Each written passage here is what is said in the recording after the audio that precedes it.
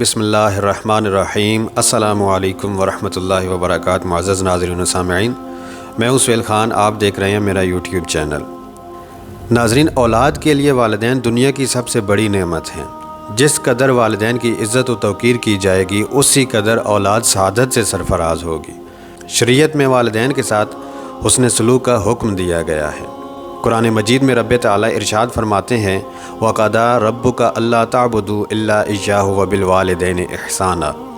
تمہارے رب نے فیصلہ فرما دیا ہے کہ اللہ کے سوا کسی کی عبادت نہ کرنا اور والدین کے ساتھ احسان کرنا۔ حضرت ابو ہریرہ رضی اللہ تعالیٰ عنہ سے روایت ہے کہ ایک شخص کریم آقا صلی اللہ علیہ وآلہ وسلم کی بارگاہ میں حاضر ہوا۔ اس نے عرض کی، یا رسول اللہ صلی اللہ علیہ وآلہ وسلم، لوگوں میں سے میرے حسن سلوک کا مستحق کون ہے؟ تو آپ صلی اللہ علیہ وآلہ وسلم نے فرمایا، تمہاری ماں۔ اس نے عرض کی، پھر کون؟ تو آپ صلی اللہ علیہ وآلہ وسلم نے فرمایا، تمہاری ماں۔ اس نے عرض کی، پھر کون؟ آپ صلی اللہ علیہ وآلہ وسلم نے فرمایا، تمہاری ماں۔ اس نے عرض کی، پھر کون؟ تو چوتھی بار آپ صلی اللہ علیہ وآلہ وسلم نے فرمایا، تمہارا باپ۔ حضرت عبداللہ ابن مسعود رضی اللہ تعالیٰ عنہ کا بیان ہے کہ میں نے رسول اللہ صلی اللہ علیہ وآلہ وسلم سے سوال کیا، یا رسول اللہ صلی اللہ علیہ وآلہ وسلم، اللہ تعالیٰ کو محبوب عمل کون سا ہے؟ تو آپ صلی اللہ علیہ وآلہ وسلم نے فرمایا، بر وقت نماز ادا کرنا۔ میں نے عرض کی، پھر کون سا؟ تو آپ صلی اللہ علیہ وآلہ وسلم نے فرمایا، والدین کے ساتھ حسن سلوک سے پیش آنا، والدین کے ساتھ نیکی کرنا۔ میں نے عرض کی، پھر کون سا؟ تو آپ صلی اللہ علیہ وآلہ وسلم نے فرمایا، اللہ کی راہ میں جہاد کرنا۔ حضرت عبداللہ ابن عمر رضی اللہ تعالیٰ عنہ سے روایت ہے کہ ایک شخص نبی کریم صلی اللہ علیہ وآلہ وسلم کی خدمت میں حاضر ہوا اور آپ صلی اللہ علیہ وآلہ وسلم سے جہاد کی اجازت طلب کی۔ تو آپ صلی اللہ علیہ وآلہ وسلم نے پوچھا، تمہارے والدین زندہ ہیں؟ اس نے عرض کی، جی ہاں۔ تو آپ صلی اللہ علیہ وآلہ وسلم نے فرمایا، والدین کی خدمت کر کے جہاد کرو۔ اور دوسری روایت میں حضرت عبداللہ ابن عمر بیان فرماتے ہیں کہ ایک شخص نبی کریم صلی اللہ علیہ وآلہ وسلم کی خدمت میں حاضر ہوا اور آپ صلی اللہ علیہ وآلہ وسلم سے عرض کیا، میں ہجرت اور جہاد پر آپ صلی اللہ علیہ وآلہ وسلم کی بیعت کرتا ہوں اور اس پر میں صرف اللہ تعالیٰ سے اجر کا طلبگار ہوں۔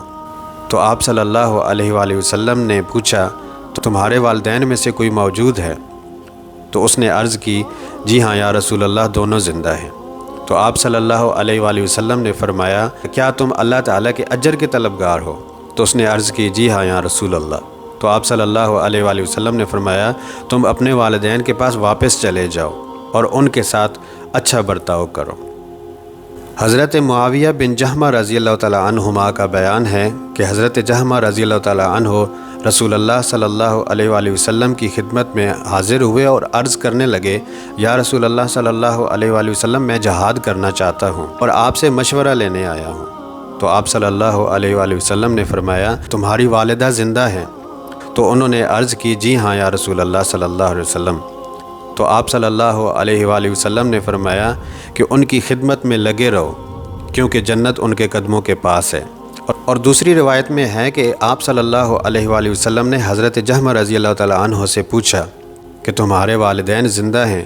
تو انہوں نے عرض کی، جی ہاں یا رسول اللہ۔ تو آپ صلی اللہ علیہ وآلہ وسلم نے فرمایا کہ والدین کی خدمت میں لگے رہو، کیونکہ جنت ان کے قدموں کے نیچے ہے۔ لہٰذا ہمیں چاہیے کہ ہم اللہ تعالیٰ اور اس کے رسول صلی اللہ علیہ وآلہ وسلم کا حکم سمجھتے ہوئے والدین کی خدمت کو اپنا دینی و اخلاقی فریضہ سمجھیں، ان سے احترام سے بات کریں، ان پر اپنا مال خرچ کریں اور ان کی رضا و خوشنودی میں اللہ تعالیٰ کی رضا و خوشنودی تلاش کریں۔ اللہ تعالیٰ ہم سب کو عمل کی توفیق عطا فرمائے۔